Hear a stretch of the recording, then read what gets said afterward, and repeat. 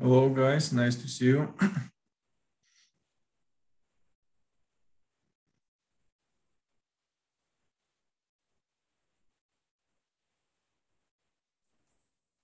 Good afternoon. Hi.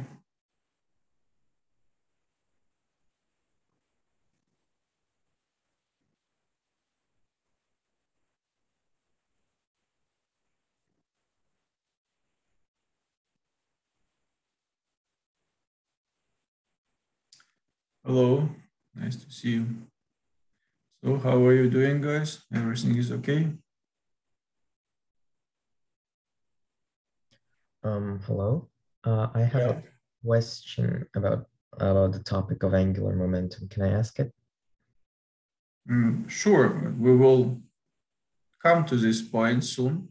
Oh, So, I think we will consider this topic on, I guess, on next meeting. So, we are still oh, preparing torque, and after torque. So today probably we will start torque in general, and then on Friday we will discuss angular momentum. So I believe on Friday it would be better to discuss this in more detail. So you're welcome to ask your question. okay.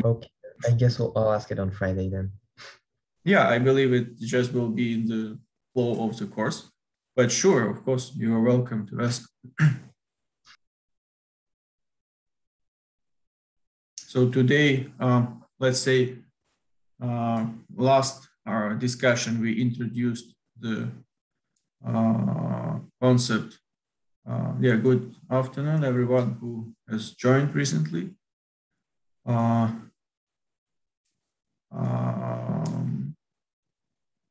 Last time we discussed the concept of moment of inertia and practice to calculate this moment of inertia. Today we will proceed further with determination, like introduction of this theorem of the moment of inertia of center of mass, and consider some rolling rigid body, because that's kind of important specific case of rotational motion of rigid body, when there is a combination of rotational and translational motions simultaneously. So many problems are kind of focused on this particular case. So it would be better to discuss some key moments, and we will introduce the, hopefully we have enough time, we'll introduce the concept of torque. So it's equivalent of force in translational motion. Torque is its equivalent in rotational motion. So that is our plan for today. So let's see how it goes. Let me change the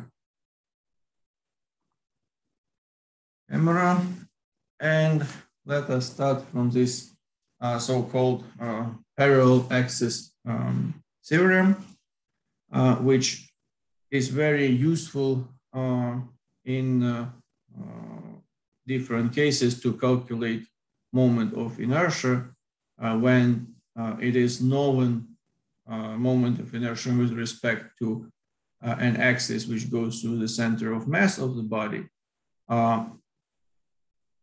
Or if it's easier to calculate moment of inertia, center of mass, and then just with a simple equation, we can go to another point which is of our interest. So let us consider some rigid body in two-dimensional space. So let's say here we have axis X and Y. And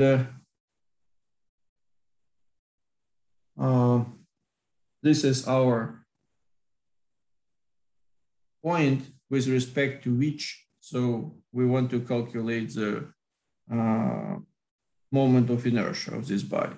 So mean that the axis of rotation goes perpendicular to the plane of this image, goes through this point, which is the origin of this system of coordinates. Then we can also introduce another system of coordinates.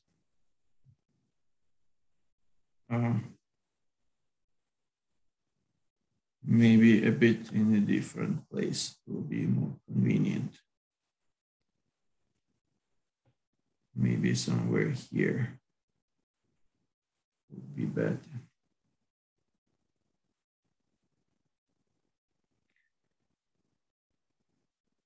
So this, it will be x prime and y prime. And the origin of this second system of coordinates will go through the center of mass of this rigid body. So in this case, let's say we can consider some small part of this rigid body with mass dm, small mass dm, with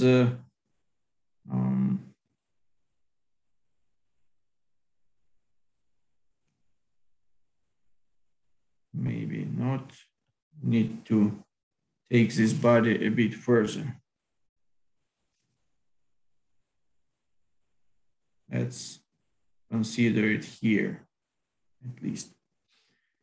So this will be the position of this small element with mass dm with respect to the origin of the first system of coordinates. So let's mark this as r, radius, and we will have some coordinates for this, which will be coordinate x and coordinate y. So from here, from the second system of coordinate, x prime and y prime, we can also define position of this element of the rigid body.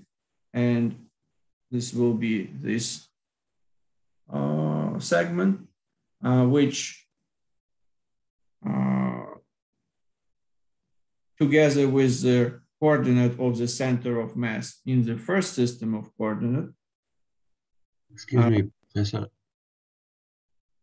Yes? I don't understand what you're talking. Can you repeat, please? Yeah, so we have two systems of coordinates, x and y, and x prime and y prime. So we define some small element of the rigid body, dm, and can define its position in this first system of coordinates with this radius r, or we can also define position of the origin of the second system of coordinate x prime, y prime with respect to the first system of coordinate. Its coordinate is x center of mass, and here y center of mass. So this is the coordinate of the center of mass. And then with respect of this center of mass, we still can define the position of this element of mass, which we consider. And that will be here x prime, and here will be y prime.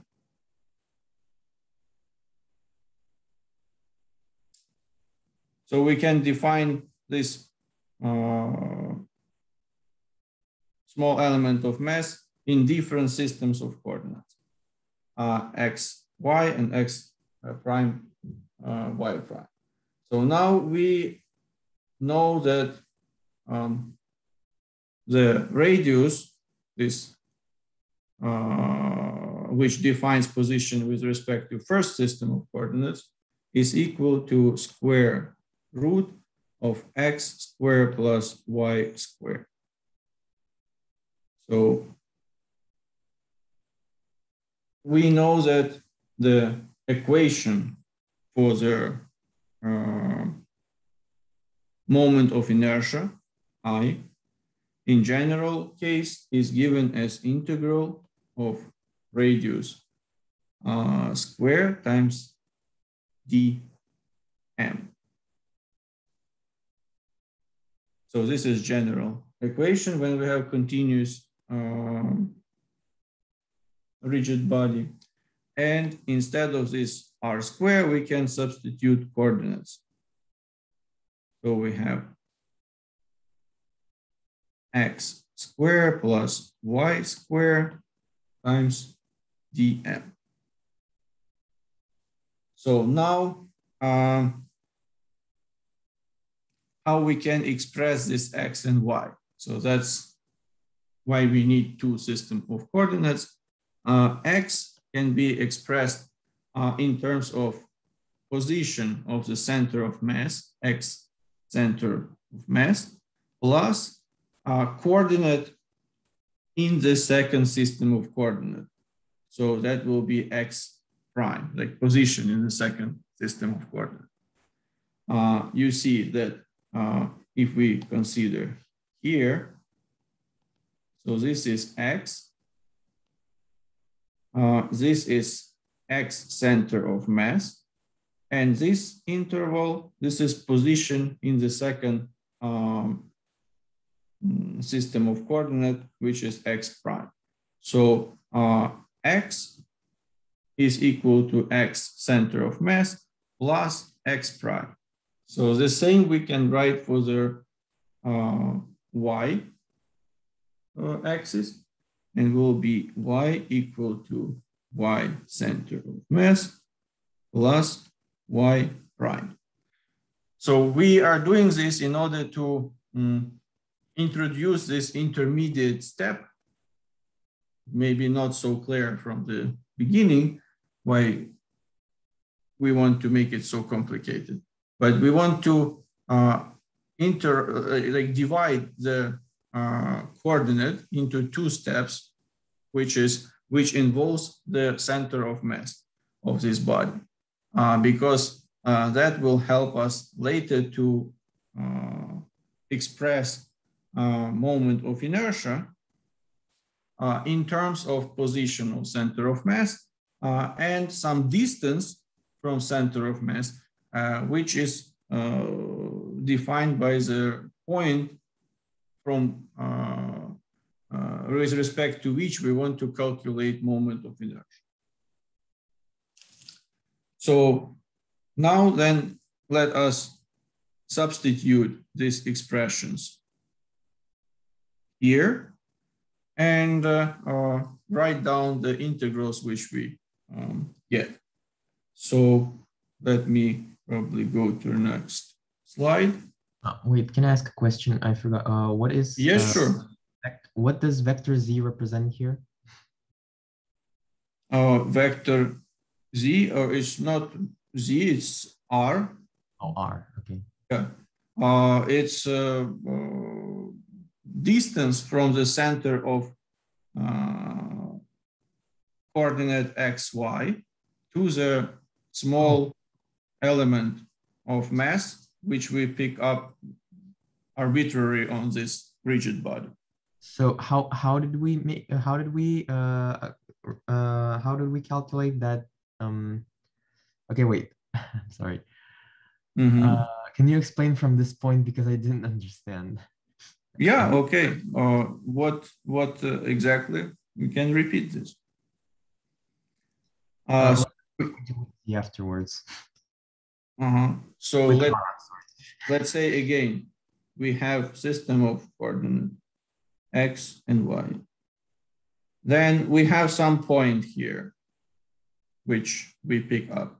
So the distance from the origin to this point will be our radius, r. The coordinates of this point will be x and y. So the since we deal with some right angle triangular, because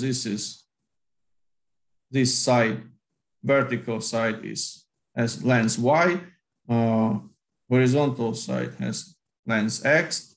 So the distance from the origin to this point r will be equal to square root of x squared plus y squared. So this part is clear, yes? Yes, yes. Mm-hmm. So now if we define some new system of coordinates, x prime, y prime. So the same position, the same point can be defined in a different way. It can be defined by position of this center of new system of coordinates. We have here x center of mass, we call it, and here y center of mass. And also with respect to this new system of coordinates, this point will have different position. So it will be here x prime, and here will be y prime. So in order to express the coordinate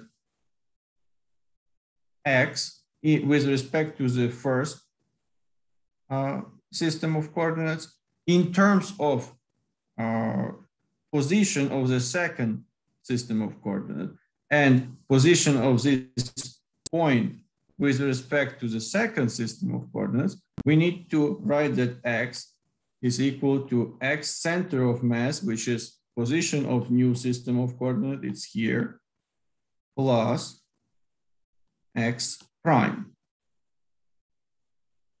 which is coordinate of this body, like point, in the second system of coordinates. So we just sum them up, and that will be coordinate in respect to the first system of coordinates. The same stands for y.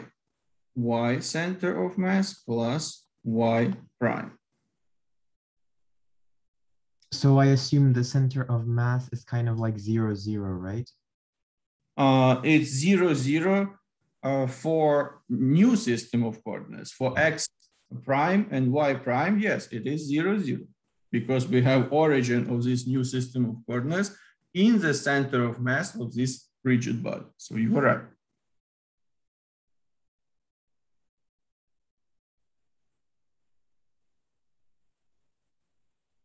Okay?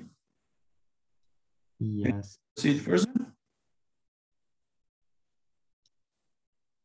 So once we, let's then write down again these equations. Integral of r squared times dm. This is general equation for the defining the moment of inertia is equal to integral of x squared plus y squared dm.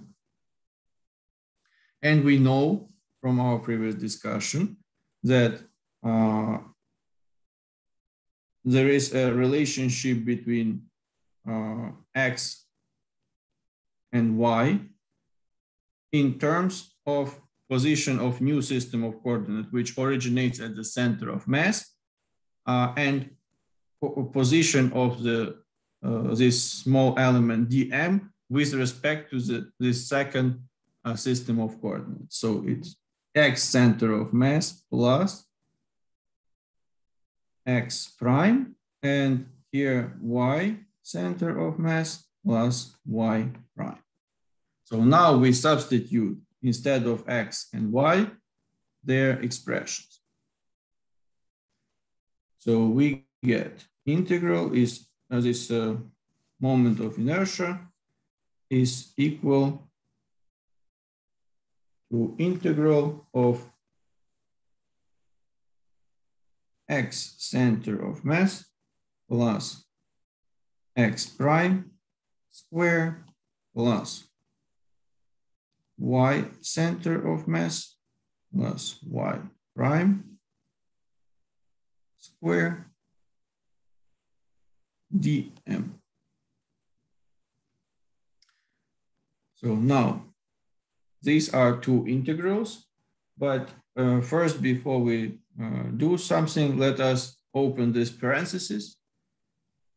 It will be integral of x center of mass squared plus 2x center of mass times x prime plus x prime squared plus y center of mass squared plus 2y center of mass times y prime plus y prime squared dm. Okay, so now we need to group this into different integrals.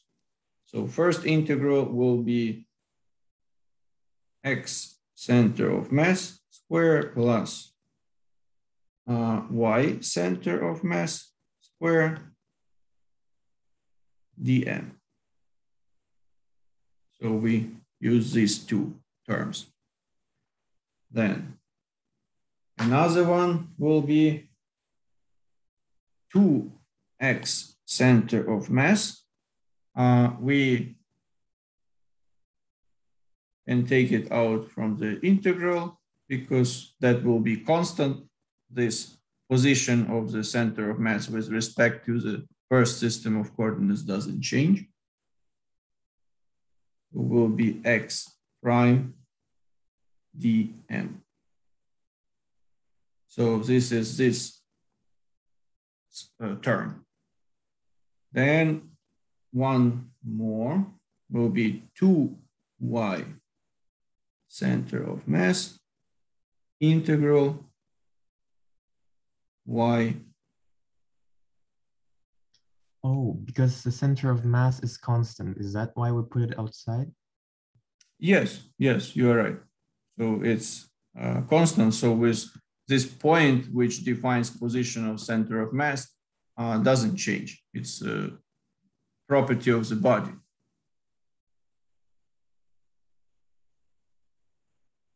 But this small element dm we can pick up everywhere. And when we integrate, we need to divide this body into many small elements and just deal with all of them, sum up. So that's why these are not constant x, y, and y. But center of mass, that is constant. And plus integral with two terms which are left, x prime square and y prime square.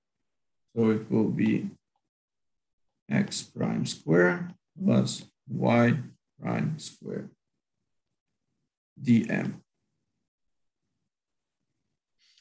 So what do we have here?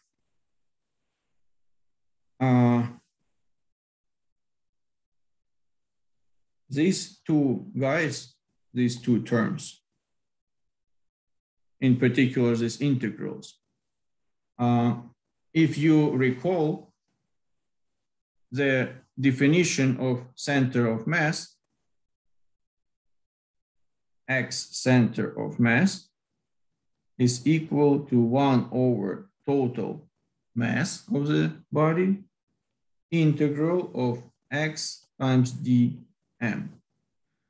So since we operate in the second system of coordinates, which is x prime, y prime, here we put x prime.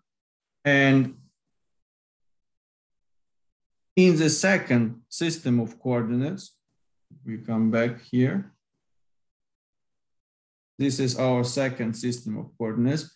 The coordinate of the center of mass is 0, 0, because center of mass is in the origin of this second axis of the second system of coordinates.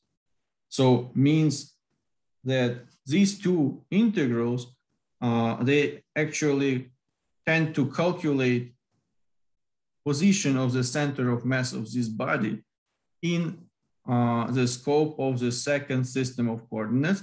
And that's why it will be 0 for x and 0 for y, because that is center of this system of coordinates. It's aligned with the center of mass of the body. So we get 0 and 0 for these two integrals. So we don't need to deal with them. And what Wait, do isn't that only when we're looking at the center of mass itself? Like, what if the dot is not directly on the center of mass? Oh, if it's not, then it's not true. But we, oops, sorry. Yeah, but we explicitly specified that the second system of coordinates, x prime, y prime, its origin is located exactly at the center of mass. Oh, so wait, when we calculate, we always have to use the center of mass, right? Yeah. So that's the point of this derivation, that we want to create this specific condition when the second system of coordinates is exactly located, its origin exactly located at the center of mass. Then we introduce as an intermediate position the center of mass in our calculations, like here. And all these calculations are done eventually in order to express moment of inertia with respect of random point, let's call it point P, here, the origin of the first system of coordinates. In terms of moment of inertia of the center of mass with respect to the center of mass, and plus some coefficient, something. So it will be quite convenient in future. So in order to... So wait, so are you saying that in the big, so wait, if I understood correctly, so if we want to calculate the moment of inertia at point P, like you showed, we first have to find the moment of inertia at the center of mass. Is that? So that is not mandatory. You can calculate with respect to point of P. However, it could be much easier for you to calculate moment of inertia with respect to the center of mass, and then apply this parallel axis theorem in order to get to know moment of inertia with respect to point of P. And moreover, for some rigid bodies which are symmetric, like some cylinder, sphere, you already know equations which give the moment of inertia with respect to the center of mass. And then it is really easy to get moment of inertia with respect to any other arbitrary point. You don't need even to calculate it. You will just only apply this equation, which comes from the parallel axis theorem, and you will get it. So that's very convenient for practical purposes. But in order to understand how we come to this equation, which states the concept of parallel axis theorem, we need to go through this derivation and kind of prove it, that it's true. So that is the purpose of what we are doing right now. Okay, now I understand. Thank you. Okay, you're welcome. So with respect, so this integral and this integral defines position of the center of mass with respect to the second system of coordinates x prime and y prime. Since at the beginning we defined that the origin of this system of coordinates is exactly located at the center of mass of this rigid body, then these coordinates will be 0 for x and 0 for y. 0, 0. So that's why we end up with just two components. First component is the last integral, x prime square plus y prime square dm. And that is the moment of inertia of the rigid body with respect to an axis which goes through the center of mass. And here we can write moment of inertia with respect of the center of mass. Plus, we have another component, which is this one. So here, as we mentioned earlier, position of the center of mass, x cm and y cm, with respect to the first system of coordinates, this point P, it doesn't change because it's defined by the properties of the body. So we can take this out from the integral. Will be x squared center of mass plus y squared center of mass times integral dm. And this integral over dm gives us total mass of the body. And this in the brackets, like in the parentheses, gives us the distance from point P, where we have the center of our first system of coordinates, to the center of mass of this rigid body. So we can write here that it will be equal moment of inertia with respect to the center of mass plus d, this distance d squared times total mass of the body. So this is the equation which states the concept of this parallel axis theorem. Means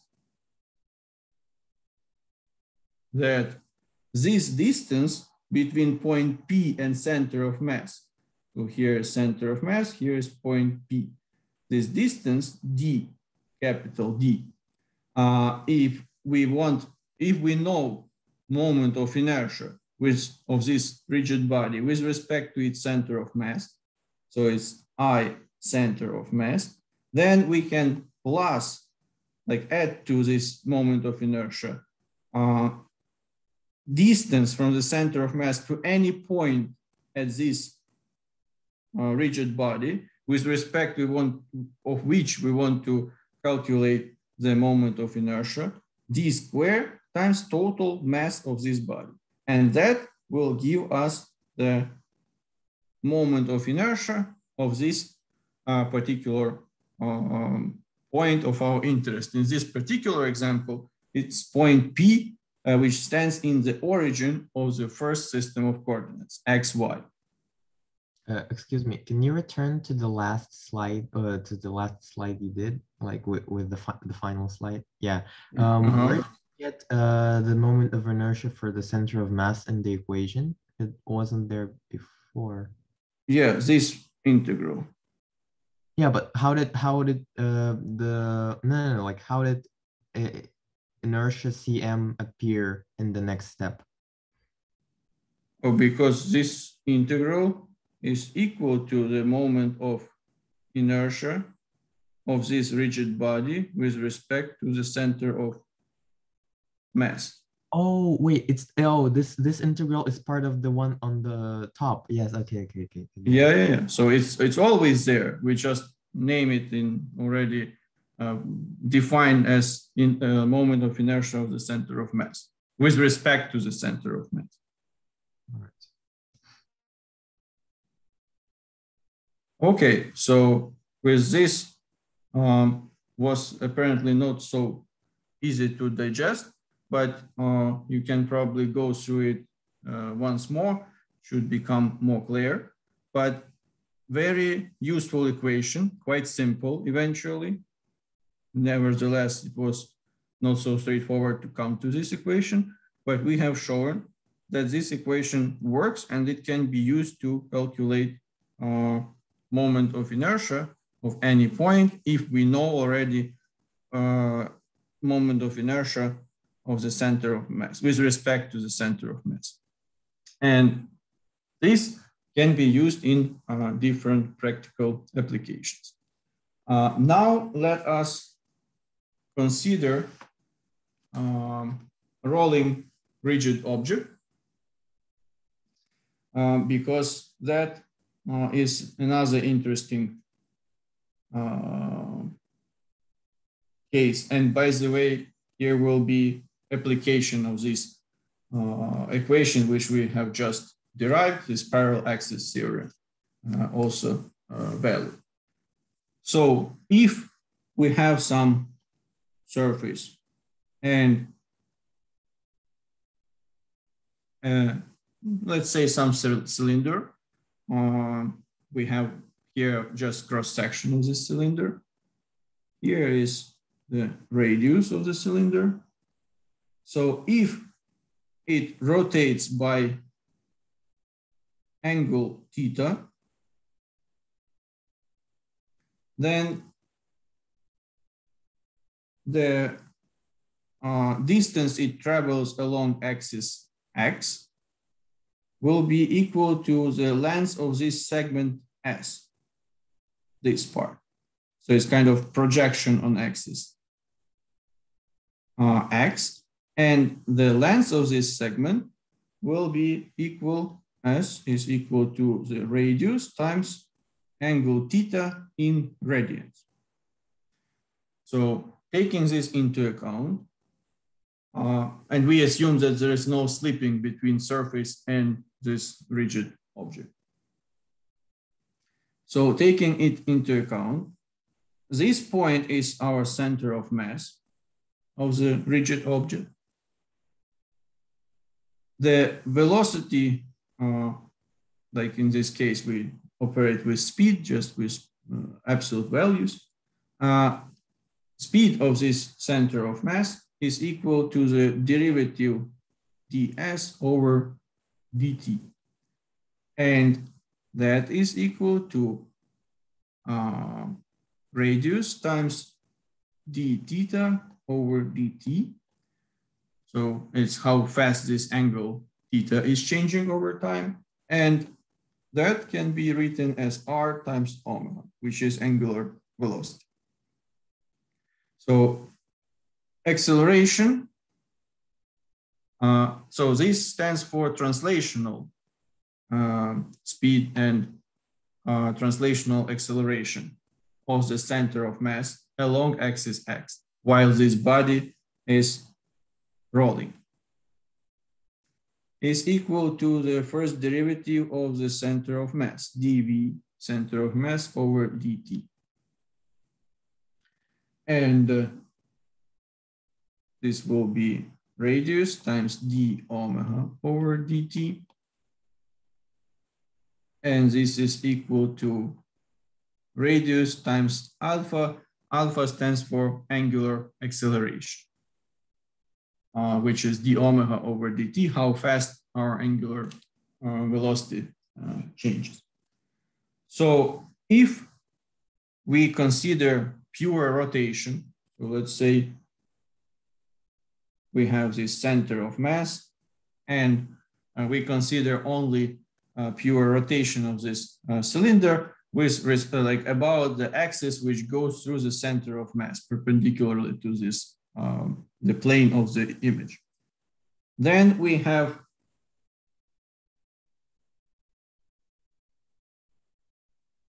this linear velocities. V is equal to omega r of this point on top, and also the same but in opposite direction.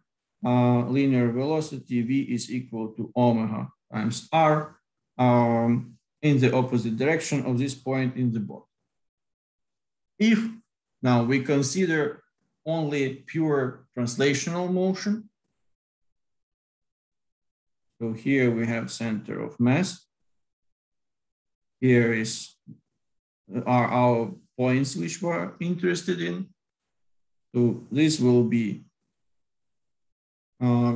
V center of mass, which is translational velocity of the center of mass.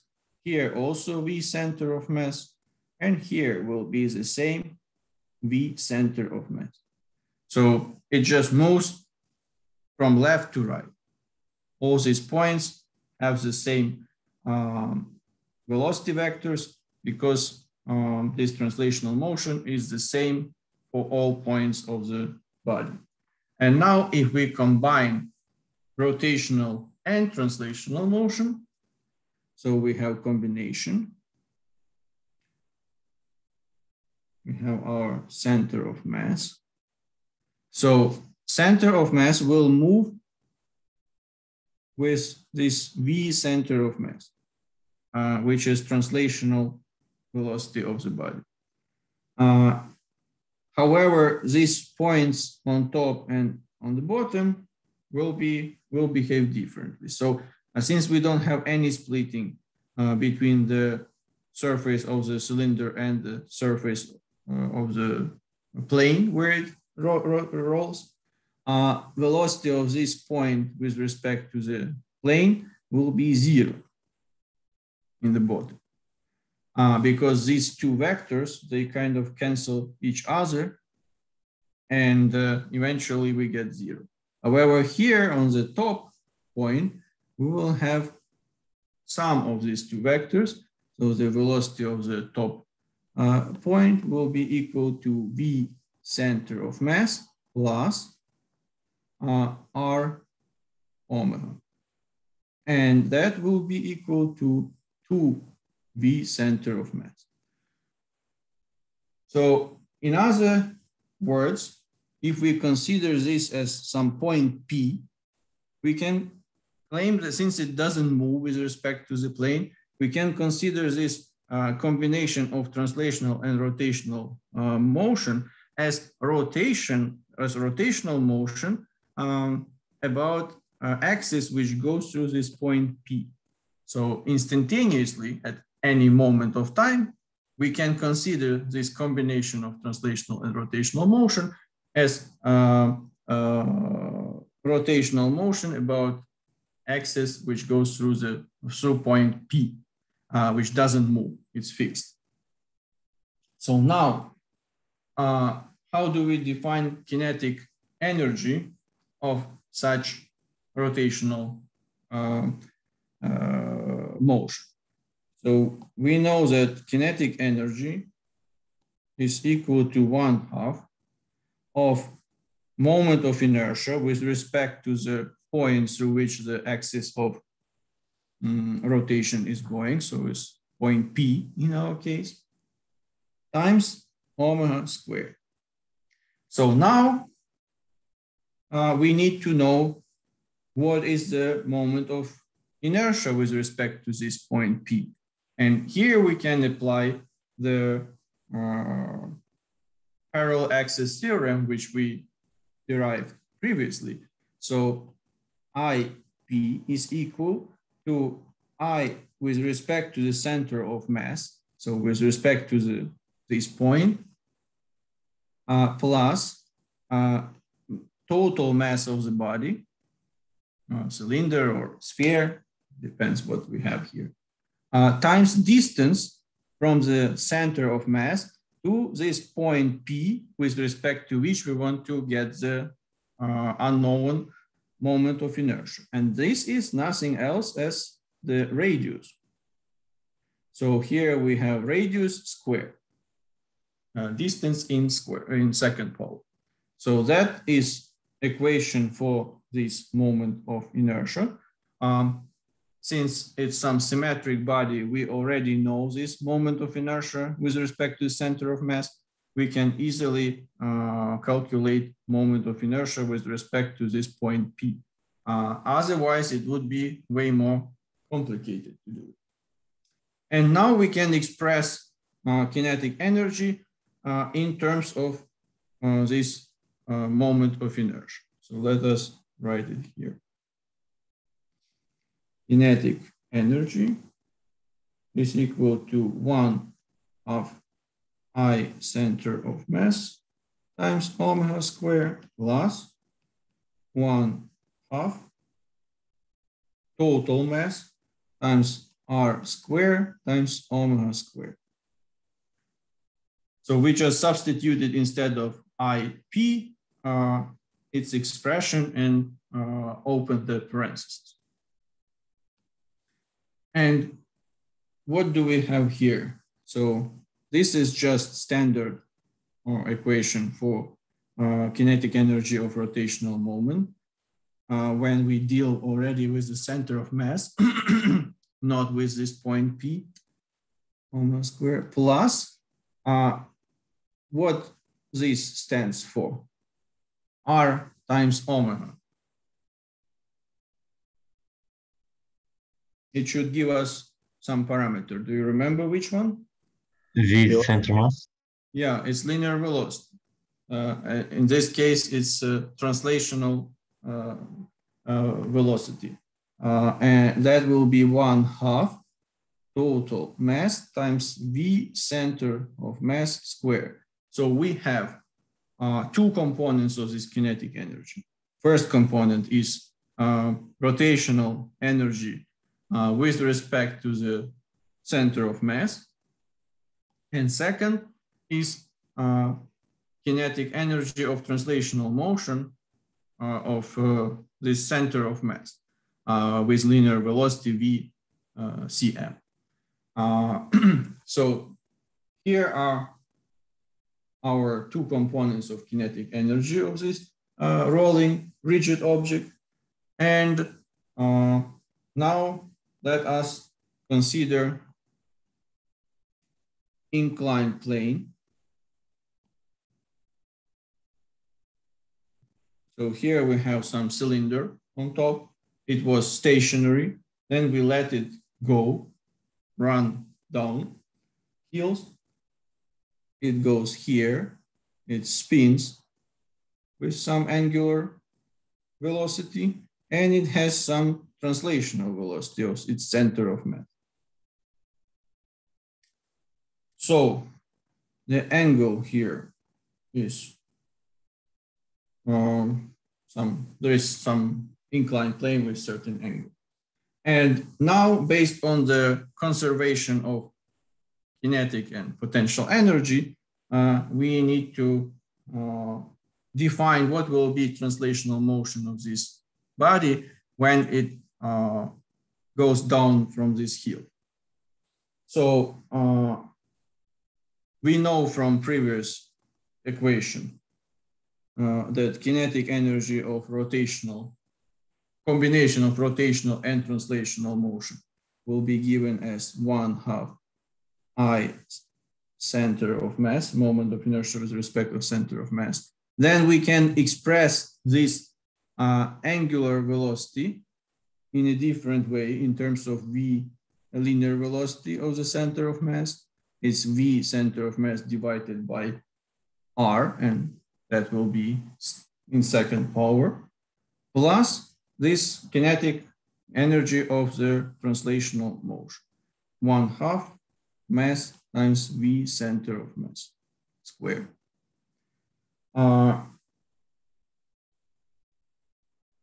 We can rearrange this in order to take out from parentheses this V center of mass, which we want to know. So kinetic energy will be 1/2 of moment of inertia with respect to the center of mass divided by R squared plus mass, total mass of the system times V center of mass squared. So that is our kinetic energy at the bottom of this inclined plane. So we need to write that kinetic energy initial plus potential energy initial is equal to kinetic energy final plus potential energy final. So initial kinetic energy is 0. Initial potential energy here is height h. So we can write m times g h. And it is equal to final kinetic energy. This is given by this equation, 1/2 moment of inertia with respect to the center of mass divided by r squared plus total mass times v center of mass squared. And plus 0 for final potential energy if we assume that at the bottom of this inclined plane, potential energy is equal to 0. We can set this 0 level anywhere we want. So from here, we will get expression for the center of mass. So let us write it on the next slide. V center of mass is equal 2g times h, 1 plus I center of mass divided by m times r squared. And this will be in the power of 1/2. It will be like square root. So this is the way how you approach these tasks when it's necessary to calculate resultant linear velocity of rotating, like rolling rigid object on inclined plane when we have conservation of potential and kinetic energy. Okay, I think we are running out of time already. So today we considered the parallel axis theorem and then have shown it how it can be applied to the analysis of rolling rigid object in order to calculate total kinetic energy of the rolling rigid object, which consists of rotational energy with respect to the center of mass, like axis which goes through the center of mass, and translational kinetic energy of the system. So also we discussed this particular case of rolling rigid object on inclined plane. We will continue dealing with rotation of rigid object on our next discussion, and that will be when we introduce the concept of torque and angular momentum. So we will do that on Friday.